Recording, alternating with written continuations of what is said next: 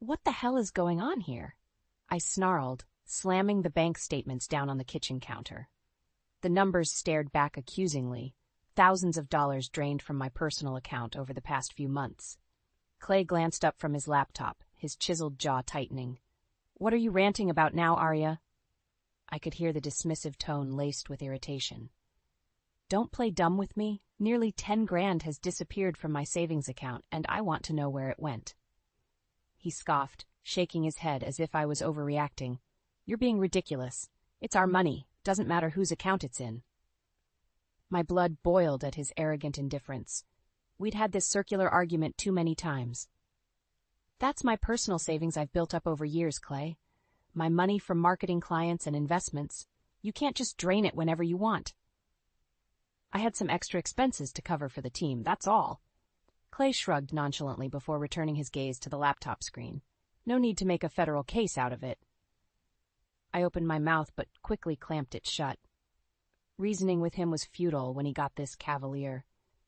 Something dark twisted in the pit of my stomach, an instinct I could no longer ignore. "Look at me." My voice was quieter but laced with steel. Clay's eyes flicked up, finally registering my simmering anger. "What?" "I'm not buying your excuses anymore, not this time." I leaned forward, gripping the counter's edge until my knuckles turned white. "You're lying to me about something, and I'm going to find out what it is." A humorless laugh escaped his lips as he rose from his chair. "You're being paranoid, babe. The company's doing great, and your dad's business is more successful than ever." There was that smug, placating tone again, the one designed to make me doubt myself and back down. Not this time. In a few strides I was nose to nose with Clay, no kitchen counter between us. "Don't you dare bring my family into this. If you've done anything to jeopardize their company." His features hardened, and he grabbed my wrist, his grip just shy of bruising. "You listen to me. I've given you a life most women only dream about, a nice home, vacations, financial security. Stop acting like an ungrateful, hysterical shrew and leave the money talk to me." My heart was pounding, but not from fear. That arrogant sneer and his dismissive words ignited something within me, a simmering rage I'd suppressed for too long. In that moment, the carefully constructed facade of our marriage began to splinter. His fingers dug painfully into my skin as he leaned closer. "This jealousy and distrust doesn't look good on you, Arya.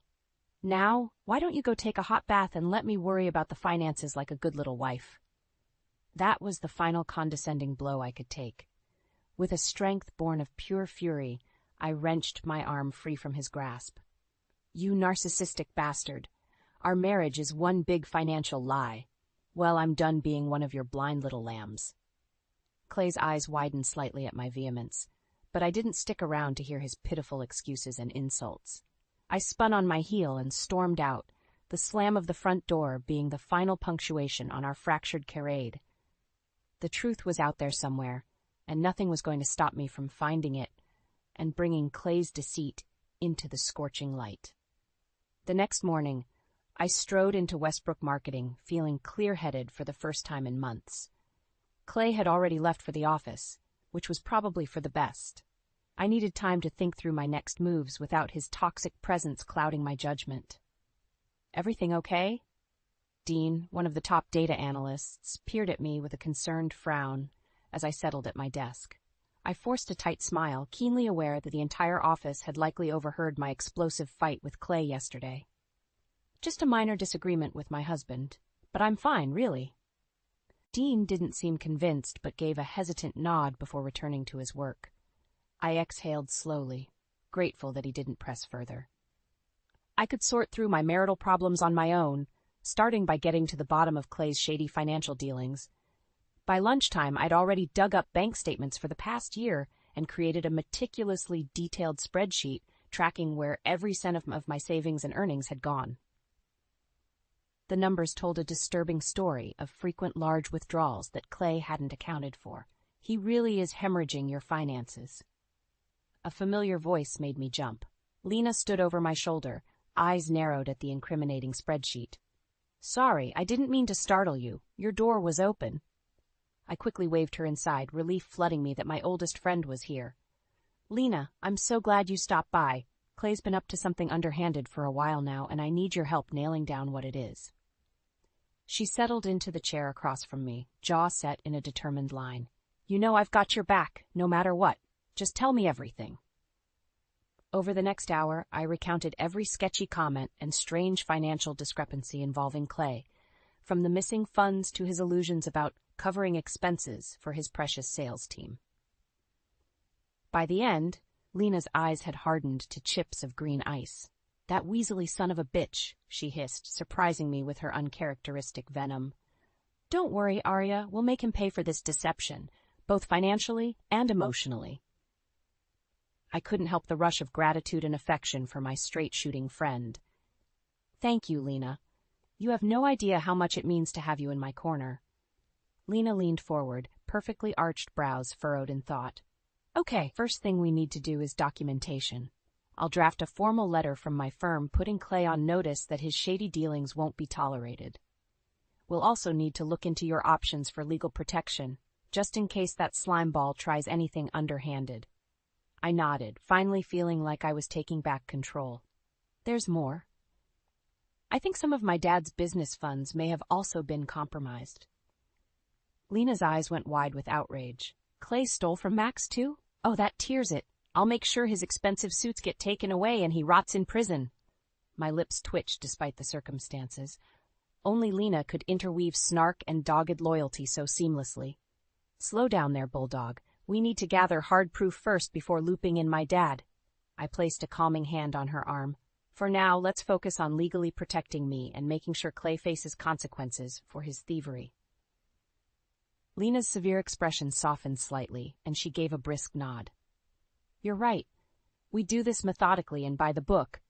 God help that bastard once we put the screws to him. A sense of grim purpose settled over me. My marriage may have crumbled, but I refused to be another helpless victim of Clay's manipulation. With Lena's brilliant legal mind and my own determination, the deceitful facade was about to come crashing down. Justice and vengeance were on the horizon, and nothing would stop me from achieving both. Over the next few days, Lena and I compiled an airtight dossier documenting every suspicious transaction and questionable money trail involving Clay. My whole body thrummed with vindicated fury each time another piece of evidence materialized.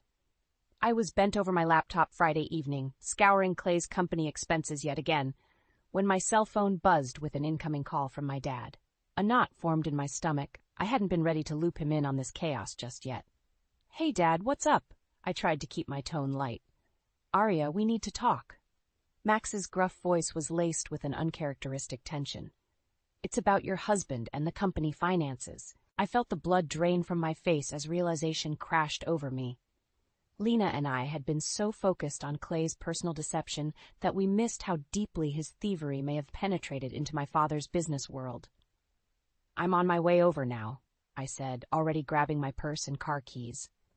When I arrived at Max's house 20 minutes later, he was waiting in the den, a grim countenance etched on his chiseled features. This couldn't be good. His piercing gaze met mine as I entered.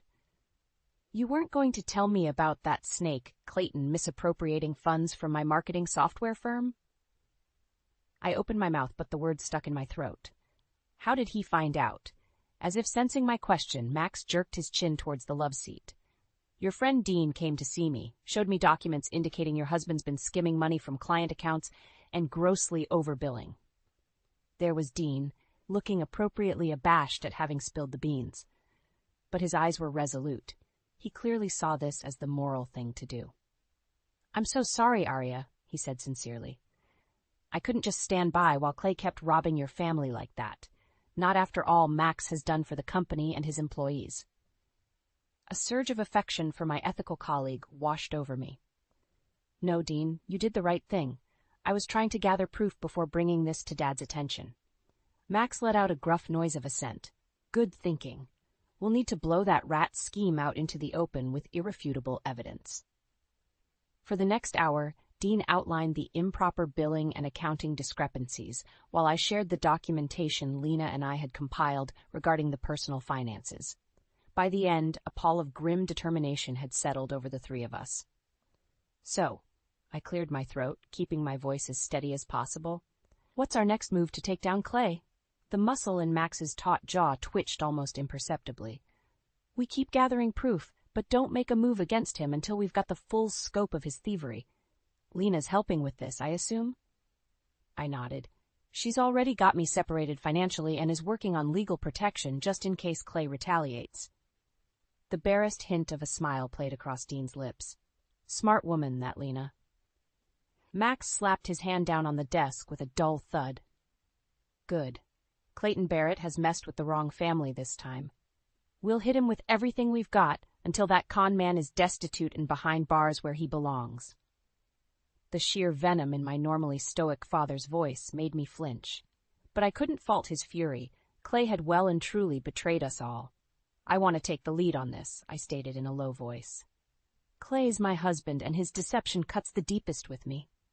My dad's eyes bored into mine for a long moment before giving a solemn nod of agreement. Damn right, kiddo. We're all behind you 100% to take that scumbag down. Dean put a reassuring hand on my shoulder and gave it a supportive squeeze. United with the most important men in my life, a wave of fierce resolve washed over me. I would make Clay pay for every last cent he'd stolen. More importantly, I'd shatter the twisted facade he'd constructed and regain my sense of self, my independence, once and for all. The games were over. The reckoning had officially begun. Over the next few weeks, a cold determination took root within me, hardening my resolve with each new, unraveled deception. Thanks to Dean's diligent record-keeping and Lena's legal prowess, the full, sickening scope of Clay's financial crimes came into focus. Not only had he embezzled funds from my personal accounts, but he'd expertly skimmed money from client billings at my father's company through a complex system of shell corporations and insider deals with shady third-party vendors. His greed and arrogance knew no bounds. Your bastard husband has been bleeding us dry for years, Dad growled, poring over the documentation one evening. The muscle in his weathered jaw twitched with barely restrained fury. We've got him nailed to the wall on multiple counts of fraud, tax evasion, you name it. Lena's lips curved into a predatory smile, green eyes glinting with vengeful triumph. That double-crossing snake is going down hard. While settling the legal noose around Clay's neck, Lena and Dean were also advising me on establishing financial independence, securing credit and assets solely in my name, squirreling away cash reserves in preparation for an inevitable divorce battle. I'd be damned if I let Clayton manipulate me into domestic violence victim territory, living off grudging alimony scraps. With every dossier review and money trail unraveled, my own sense of self-determination deepened. The insidious fog of marital gaslighting that Clay had woven now dissipated in the cold, harsh light of his deceptions. He'd inflicted the cruelest form of betrayal by robbing from my family while eroding my sense of self-worth. But like the mythological phoenix, I was rising from the ashes of my codependent naivete. Arya, we've got everything lined up to crush that weasel, Lena said, jaw set in a grim line. The million-dollar question is, do you want to confront Clayton before or after we lower the legal boom? I stared her down, body humming with a buzzing undercurrent of wrath. While part of me wanted the smug shock value of blindsiding Clay after he'd been indicted on multiple felonies, I knew that wasn't my style. More importantly, I wanted to look into his cold, vapid eyes when I ripped the mask off his deceitful facade, to leave no doubt that I outwitted and overpowered him at every turn. And so it was that I found myself gripping the damning evidence file with white knuckles as I strode into Clay's hotel suite 3 nights later. He'd been traveling on yet another regional manager trip, code for some extended tryst with a mistress bankrolled by his ill-gotten gains. Working a bit late tonight, aren't we? His lips split into that annoyingly cocky grin I'd once found charming as I stepped into the dimly lit living area. He drained the last sip of scotch from his tumbler. To what do I owe the pleasure of this surprise visit, Mrs. Barrett? The overwhelming stench of Scheiper perfume, his latest tawdry conquest no doubt, wafted from the bedroom suite. My grip tightened further on the file until the edges crinkled. Cut the smarmy bullshit, Clay. You and I both know surprise visits have never been your forte. His lopsided smirk faltered ever so slightly. What's that supposed to mean? Summoning every last ounce of icy calm I possessed, I strode forward and slammed the thick evidence file onto the marble-topped cocktail table, scattering the contents in a frenzied spiral of incriminating documents and bank statements. "It means I know everything, you degenerate sack of shit." The words hissed through my gritted teeth. "Every illicit transfer, every shady account, every penny you stole from me and my family's company while parading around like some high-rolling corporate raider." Clay's face turned to stone as the gravity of the situation came crashing down around him. He opened his mouth, but I cut him off with a raised hand. "Don't bother lying or feigning innocence. That ship sailed the moment you helped yourself to my life savings to fund your tawdry affairs and inflated expense accounts." I allowed myself a grim half-smile at the utterly bewildered look on his face. "What, you thought I'd never catch on? That I'd stay your meek, obedient little wife forever while you conned me blind?" Clay's jaw clenched, lips pressed into a thin line. "You've got it all wrong, Arya. I can explain every last cent." With a rough jerk of his arm, he swiped the damning papers off the cocktail table in an angry clatter. "The company's been going through some transitional headaches, but I have it all under control. As for your money, I told you before, it's our assets pooled together." "Our assets?" I let out a humorless bark of laughter. "Wake up and smell the jail cell you've earned yourself. Those convoluted money trails and insider deals prove you bilked literally millions from my father's firm and my own accounts." Clay visibly paled at my words, but leveled his patented ice-cold glare my way. "You ungrateful little bitch. Is this the thanks I get for providing you a life of luxury? I'll bury you and that senile old prick Max in litigation until you're both bankrupt shells." White-hot anger spiked through me, momentarily stealing my breath at his callous arrogance. I stood there shaking with rage while he fumed and blathered more hollow threats and deflections. Finally, I raised my hand again, silencing his tirade. When I spoke, the tone was low and measured, yet laced with undisguised disgust. "Let me make one thing crystal clear, you sniveling worm. The free ride is over. No more embezzling from my family's hard-earned assets. No more living a champagne lifestyle by robbing from everyone around you with sociopathic glee." My gaze bored into his, ensuring he registered the full gravity and finality of my next words. "I want a divorce, Clay. And I'll make sure you're left with nothing but a future of hand-me-down suits and prison-issued jumpsuits once the law catches up to your racketeering." In that instant, any facade of control Clay maintained came crashing down in spectacular fashion. Letting out a feral roar of rage, he lunged across the marble table and grabbed me by the shoulders, his grip punishing and brutal. "You stupid, delusional whore. Everything I built, every bloody advantage and connection I've cultivated, was for us, for our future." He gave me a vicious shake, splattering spittle across my face. "You'll never be anything more than a worthless trust fund brat without me." While part of me inwardly recoiled from the menacing violence radiating off him in waves, I remained utterly impassive, staring back at him with eyes made of granite. I'd prepared myself for the inevitability of his volcanic reaction to the truth.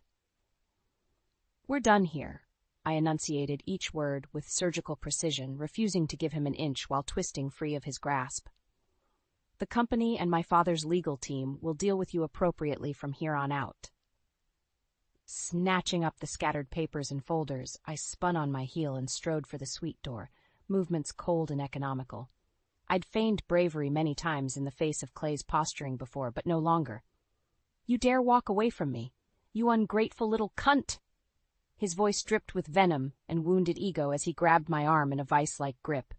"I'll bury you in litigation hell until you—" His spittle-laced tirade was cut short as a thick muscular arm clamped around his windpipe from behind, squeezing just shy of full restriction. The imposing form of my dad loomed over Clay's suddenly panicked expression.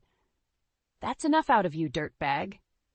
Max's tone was lethal calm as he shoved Clay backwards, allowing him to flounder and gasp for air. "Threaten my little girl again, and the next grip crushes your trachea." The explosive introduction of my father's imposing presence clearly gave Clay pause, and he staggered back a few steps, knuckles whitening around his abused neck. I allowed myself a tight, triumphant smirk as I took in the scene. "Guess we're done with the false pretenses and sugarcoating the truth. My father's company is pressing charges against you for embezzling over $5 million from the firm's client account. Not to mention the multiple fraud and tax evasion charges awaiting once the authorities start digging into your slush funds and bogus vendors. You have no proof. Clay wheezed, beads of sweat speckled across his flushed brow. My lawyers will grind this joke of an accusation into the dirt. My expression hardened. Don't insult our intelligence. Between the paper trail linking your offshore accounts to dozens of improper money transfers and Dean's verified records from within the firm, you're beyond cooked. Dad took a menacing step forward. Any minute now, the local police and feds will be swarming this hotel on our call. Plenty of proof to take you into custody while we build the criminal case against you. Clay's veneer of composure was crumbling rapidly. I could see the panic beginning to set in behind his eyes as the sheer futility of his situation dawned on him. Arya, think about what you're doing. You destroy me here, and I'll make sure you and your whole clueless family are destitute within a year. I let out a hollow peal of laughter, unfazed by his desperate threats. Keep flapping your gums, you degenerate snake. The only things you'll be making from now on are license plates and shivs for your new cellmates. Taking one last look at his sweaty, bulging-eyed countenance, I tossed the evidence folder at his feet in a contemptuous shower of documents. Thanks for the memories, Clayton. Your vile actions have freed me in ways you'll never understand. With that parting shot, I turned and strode from the room, my father falling into lockstep beside me. Sweet, heady relief washed over me with every passing step away from the soon-to-be prison-bound wretch. The worst was behind me. All that remained was basking in the restorative justice to come. The next few days passed in a whirlwind of police interviews, emergency board meetings at my father's company, and Clay's increasingly desperate attempts to bully his way out of the mounting charges. But Lena had the situation on ironclad legal lockdown. Armed with the comprehensive evidence we'd compiled, she deftly maneuvered past each of Clay's pitiful objections and stall tactics from his admittedly slick team of corporate lawyers. It all came to a head at an emergency board meeting, convened to decide Clay's immediate fate with the company. With the Department of Justice breathing down our necks, a rapid resolution was required before the feds applied for an asset freeze on all revenue tied to his alleged fraud.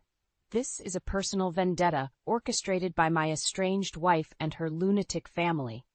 Clay's voice echoed through the stifling conference room as the proceedings kicked off. He stabbed a manicured finger at me where I sat flanked by Lena and Max. Arya has manufactured these wild fabrications out of spite because I dared file for divorce first. A low rumble of incredulous muttering filled the room from the assembled board members and executives. Even his staunchest old boy enablers seemed skeptical of that narrative given the overwhelmingly detailed evidence. That's enough, Mr. Barrett. Roger Kingsley, CEO of our parent corporation, spoke in a clipped, no-nonsense tone as he rapped his knuckles on the glossy tabletop. The forensic auditors and federal investigators have compiled more than enough documentation exposing your complex money laundering and theft from client accounts. Out of the corner of my eye, I saw Clay's face go pallid, sweat beading on his taut brow. He opened his mouth to object, but Roger raised a solitary hand, silencing him. Furthermore, bank records and electronic data trails show you repeatedly pillaged marketing funds and cash reserves to finance your lavish personal expenditures and indiscretions. The older man's eyes blazed with undisguised contempt behind his wireframe glasses. Clay's Adam's apple bobbed rapidly as each new damning revelation piled atop the last, effectively burying him in an avalanche of incriminating facts. In light of this overwhelming evidence and the legal liability you represent, you're hereby stripped of all corporate authority and terminated for moral turpitude, effective immediately.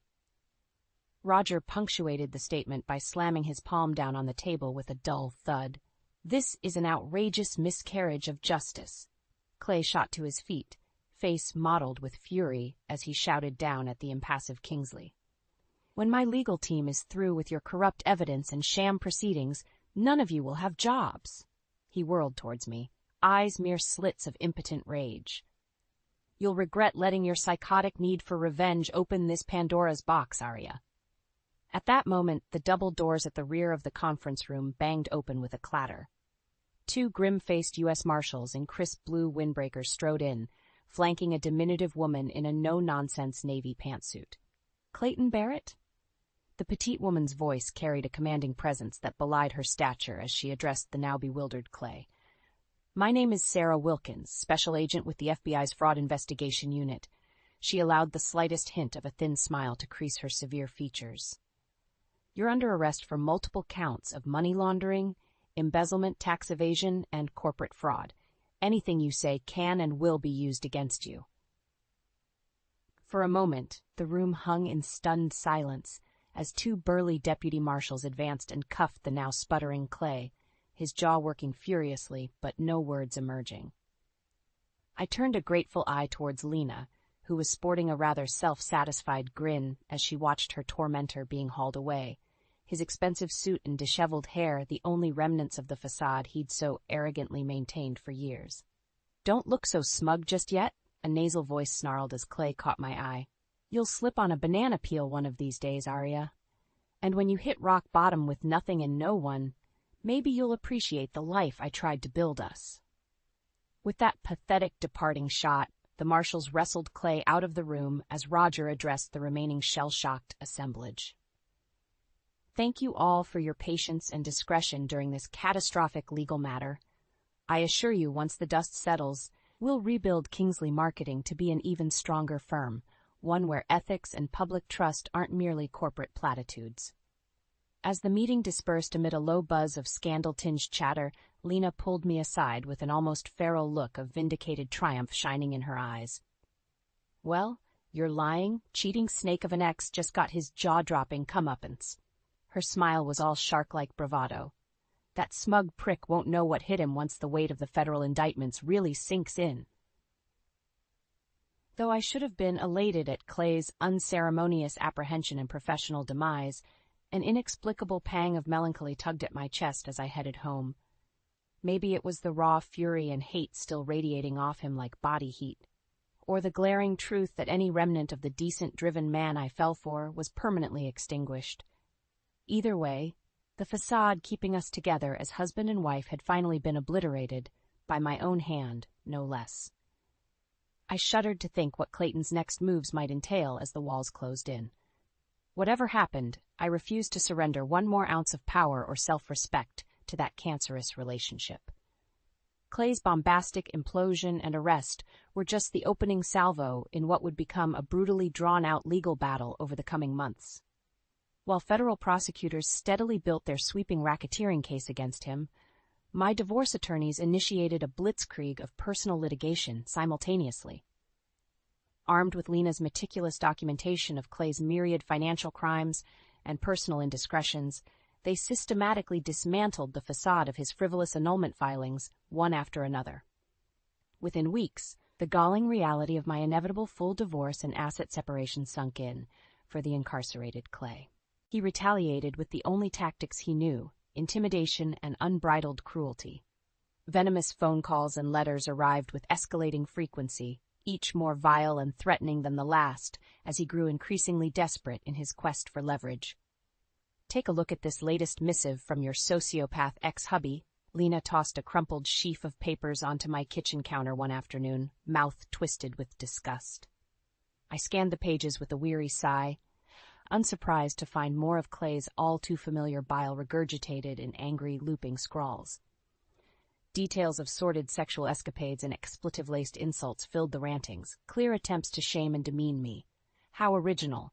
More pathetic Mako intimidation when he can't win on merits. I tossed the pages aside, unfazed by his bluster at this point. Keep tabs on these unhinged tangents in case we need a restraining order. The fact was, Clay Barrett's downfall had accelerated into a horrifying death spiral, stripping away every vestige of the arrogant blue-blood success he'd so carefully cultivated over the years. Within 6 months, every asset in his name, from the Hamptons Beach House to his beloved Mercedes-AMG Coupe and Patek Philippe watch collection, were liquidated and frozen to satisfy hundreds of thousands in mounting legal fees and potential restitution penalties. By the following fall, Grim-faced federal agents arrived at the downtown luxury loft I'd purchased solely in my name and rousted Clay away to await trial. His previously buffed and groomed veneer was now replaced by a hunched, haunted look, dark circles engulfing his deadened eyes as marshals shackled and led him into a waiting transport van. "Don't get too comfortable in your ivory tower, sweetheart," he called over his shoulder at me, desperation and hatred dripping from his words. "Once I take these lying monsters down in court and prove my innocence, you'll be broke and homeless without me." I merely stared back at him, features blank and impassive, while inwardly marveling at how swiftly the mighty could crumble under the weight of their own sins and arrogance. My independence was secure. The last 2 years of meticulous legal groundwork by Lena and Max had ensured no messy asset retaliation or convoluted reversal of fortune. Clay would face his reckoning alone and destitute, exactly as I'd vowed. As the battered transport van pulled away with my disgraced ex in tow, I turned and headed back inside, the faintest ghost of a relieved smile teasing my lips. I was free. As the dust settled in the months following Clay's dramatic imprisonment and our acrimonious divorce finalization, a profound sense of relief and renewal washed over me. Gone were the constant mind games, the gaslighting, the endless cycle of walking on eggshells around his volatile ego and emasculated rage. For the first time in over a decade, I was beholden to no one but myself, free from the shackles of codependence and manipulation that Clay had so insidiously bound me with. The very notion made me want to shout from the rooftops in pure, uninhibited elation. Instead, I channeled that euphoric energy into reclaiming my sense of self-worth and blazing new trails, both personally and professionally. This new chapter demanded a clean slate. "You've paid your dues and conquered that sadistic monster, kiddo?" Dad clasped my shoulder affectionately as we strolled through the bustling downtown streets one crisp autumn evening. "Time to spread your wings and truly soar now that he can't hold you back." I gave him an appreciative smile and reciprocated the squeeze, marveling at how our previous fractures and strained codependency had mended throughout this tumultuous stretch. "Thanks, Dad. I couldn't have regained my footing without you and Lena relentlessly in my corner." "Don't thank me yet," he chuckled gruffly, waggling his eyebrows. "You've got the hard-driving business acumen that's kept this family soaring for decades. The company's marketing team is yours for the taking if you'll have it." While the prospect of leading my father's pride and joy venture filled me with no small trepidation, I couldn't deny the allure of that challenge, of proving I could helm a thriving enterprise by my own merits after everything with Clay. Embracing his poisoned legacy of deception and fear would be the ultimate cleansing rebirth. "You've got yourself a deal, old man." Squaring my shoulders defiantly, I allowed a self-assured grin to spread across my face. "I'll make you proud and elevate that team to unprecedented heights." By the following spring, I'd firmly rooted myself as managing director of Kingsley Marketing, orchestrating a full-scale creative and strategic overhaul that propelled the once imperiled agency back into profitability. Every boardroom negotiation, every hard-won new client acquisition and ensuing celebration was a cold slap of validation that I'd finally untangled myself from Clay's toxic web. And indeed, any faint murmurs of my disgraced ex's lingering animosity vanished once he was remanded to federal prison on a dizzying array of fraud and financial laundering convictions. After smugly short-circuiting the legal process for months with a cavalcade of motions and delay tactics, that first shocking footage of Clayton being led shackled from the courthouse in a tattered blue jumpsuit spread like wildfire through our professional circles. By all accounts, he faced a harsh, uncompromising stretch of 15 to 20 years behind bars, with financial penalties astronomical enough to ensure he'd never reclaim his previously high-flying lifestyle and ego upon release. Yet in stark contrast to his humiliating downfall, I found myself scaling new professional peaks and embracing profound personal growth daily. Quickly establishing a reputation as a dynamic leader with integrity and vision, I fielded a dizzying array of career opportunities beyond the Kingsley umbrella. Turning down those lucrative offers was as gratifying as shedding those final invisible shackles of my traumatic marital past. Instead, I poured my energies into not just professional achievements, but selflessly mentoring other women, striving to sidestep the cycles of domestic turmoil and subjugation that I'd narrowly escaped, inspiring them to harness their innate self-worth and chart their own ambitious courses, just as Lena and my father had shown me in my darkest hours. At last, I was the master of my own destiny, a thriving phoenix risen from the ashes of Clayton Barrett's twisted agenda with wings spanning ever further horizons. No longer would I be defined by his deceptions and cruelties, or wilt under his stifling control. I'd confronted those shadows head-on and emerged reborn into the self-possessed, confident woman I was always meant to become.